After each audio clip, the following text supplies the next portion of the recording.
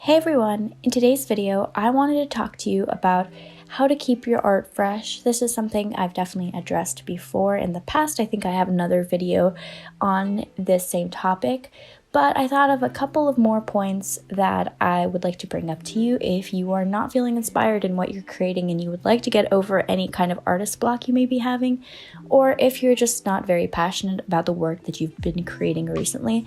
This happens all the time. This happens to me, and if you don't see me posting on YouTube or on Instagram, it's because even with trying to force myself to paint something, I cannot create something that I am happy with and pleased with. So if you're feeling this way, you are not alone. Everybody goes through this, and especially if you are working a lot or you're in school, you may be experiencing burnout, and having that burnout translate to your artwork is normal and natural. So if that's the case, don't beat yourself up. That's just the way that the art process is. The way that you feel internally often will be translated into your artwork, and whether that be in a good art therapy kind of way of like putting negative emotions into your artwork and creating something beautiful, or sometimes even just creating something kind of ugly because of those negative emotions, it'll happen. However, if you're here, you kind of want to keep your art going and still feel passionate about creating art and maybe get over that funk. And these are some things that I personally will implement in my own artwork if I do feel that way. So first off, my first point is to think about what you've been inspired by recently. What art have you been saving on Instagram? What have you been screenshotting? And then looking at those pieces and analyzing what qualities they have that stand out to you. Do research on the painting process of artists that you like. Look at the elements that they add to their work. Look at tiny details they add that really make the image pop and stand out to you, stay special for you. And think about how you can incorporate similar techniques or similar themes into your own artwork. Often when I sit down to paint, I'll draw a huge blank about what I want to paint, or what themes or even colors, or what has been inspiring me recently. So I just go to my Instagram saves or my Pinterest saves and look through those boards to see what kind of general things I've been really loving recently. Something that's personally been inspiring me recently is the color green, all shades of green, blues too. And so that was something I really wanted to incorporate into this piece. My second tip is to listen to music. Ambient music can help you focus on your painting. For me personally, whenever I do listen to music when painting, it helps me think through my emotions, my day, like plan as I'm painting. So not like a multitasking, but it really does help me in a sort of art therapy way. This leads me to the sponsor of this video, which is Chillhop Music. Chillhop Music is a YouTube channel that promotes chill instrumental hip hop beats.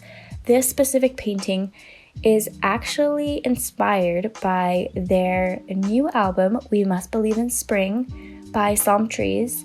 I'll talk a little bit more about how it was inspired, but this album is so cute. I love the music in it, and the producer of this record, Psalm Trees, talks a little bit about the backstory of it, and the backstory is of feeling less connected in our world than our parents were, and how with so much opportunity for non-physical connection, there are some incredible, valuable outcomes that couldn't have happened without the internet. This record was produced by Psalm Trees and Guillaume without ever having met. They created the whole record over the internet. And so the name of the album, We Must Believe in Spring, is derived from the late 1970s Bill Evans album, where they changed the words "you must believe in spring" to "we," because it just means that we as humans collectively must believe in hope, and how the new time that we're in has a ton of new opportunities for us and can help us find a community of people like Chillhop to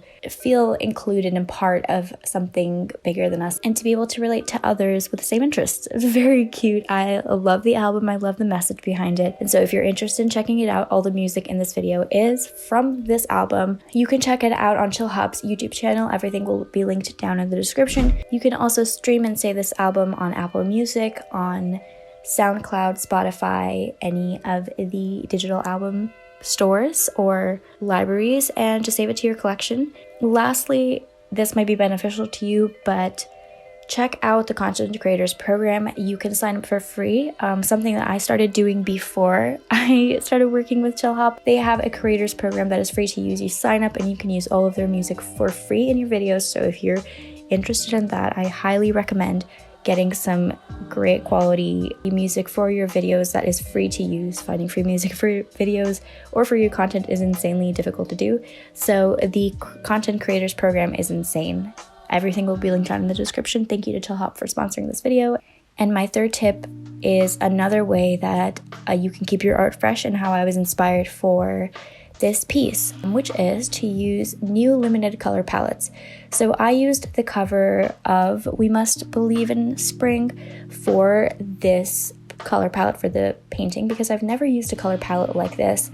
You can find limited color palettes online or even do what I did, which is a themed artwork based on colors of an album you really love. But I really loved the dreamy, muted color palette of this album, and I was really inspired to create something based on the same colors. So originally I decided to give this painting a cream background, but the more I painted it, the less I really liked what it looked like, and I kept wanting to scrap the painting. So I changed up the background to be this beautiful blue-green color, and I love the final outcome of the painting. It definitely switched everything up and it inspired me so much. I've never made a painting with this color palette, and I just love how the yellow pops against the screen. So if you're stuck, try to use the new limited color palette. I would never have thought to use this color palette myself. I never paint with this shade of green, blue, whatever you want to call it, and I would never think to mix it with this yellow, but I just love the final outcome. I think it's so dreamy and so cute, even mixed with the pinks and peaches. I think it's adorable. So I definitely recommend for you to try a new color palette that you would never think of using. It ties into the fourth tip, which is to paint a subject you're uncomfortable drawing. Don't take this the wrong way. I've tried to paint an Asian girl for a while now. I've tried a couple of times, post on my Instagram, and oftentimes it doesn't come off looking very Asian. Sounds weird, don't get me wrong. We paint what we know. I paint my own face. People say that I look like my artwork. I see my own face every single day, and I don't have practice painting people of different ethnicities. Something that I really want to get better at is, painting any ethnicity. Just that's kind of what I'm trying to improve in. I think it's okay to not be able to paint every ethnicity, to not be able to do all of that well, because it is something that, like any other part of the painting process, you have to learn. So if you don't have experience and you haven't painted that specific person or character often, it's not like you have an understanding of that anatomy and that form the same way that you have of another facial form. At first I was kind of struggling because I didn't understand how to add highlights and how to paint all of the facial features properly. Whenever you're painting something new, you really want to try to capture the essence of the form and to enhance it. So that's something that's difficult for me when painting new ethnicities, is trying to not think of the image that I have in my head of what it looks like and trying to look at the reference image and see how those forms actually look in the perspective that you're looking at them in. It sounds so weird. It's a lot of trial and error. You will find new ways to problem solve and you will learn new techniques. Creative problem solving is so important to your growth as an artist, and so in every new painting, try to at least master a technique or find creative solutions to problems in your work. Well, the problem in this painting was that cream background. It did not work with what I wanted.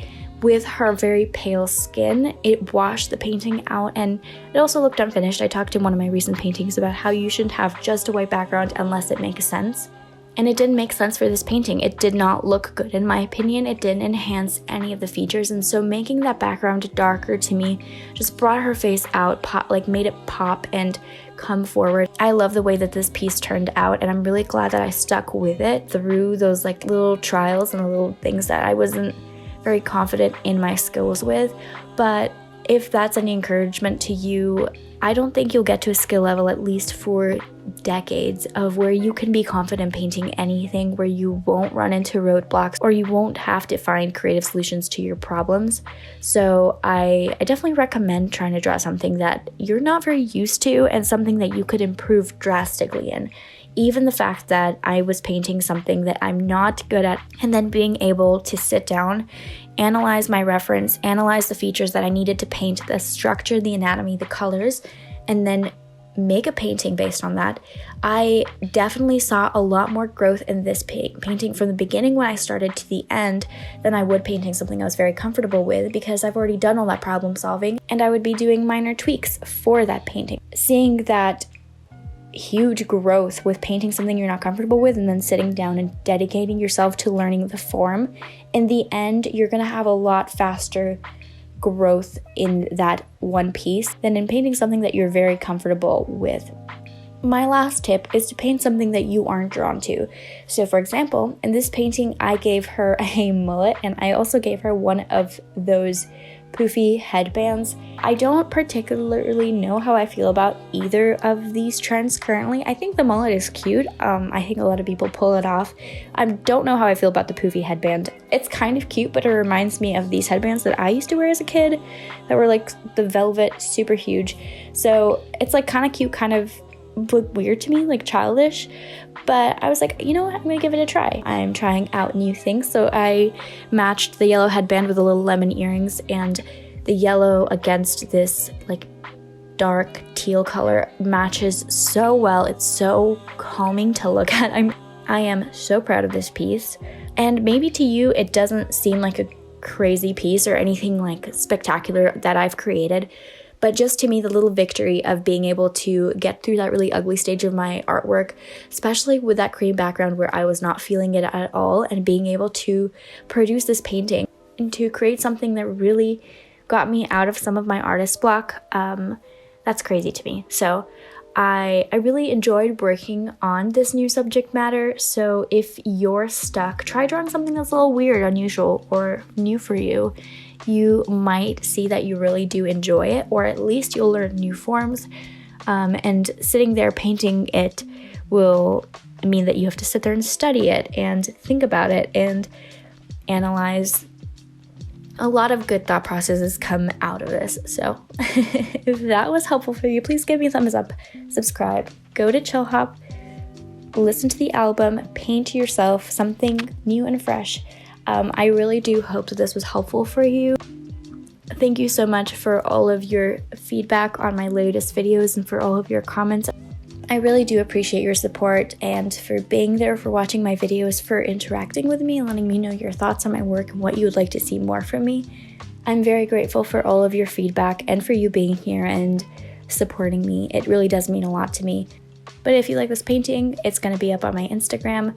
I also will have the real-time process on my Patreon if you want to go support me there. It'll be linked down in the description. But in the meantime, thank you so much for watching. Thank you for being here. I appreciate you, and have a good rest of your day. I'll talk to you guys in the next video. Bye.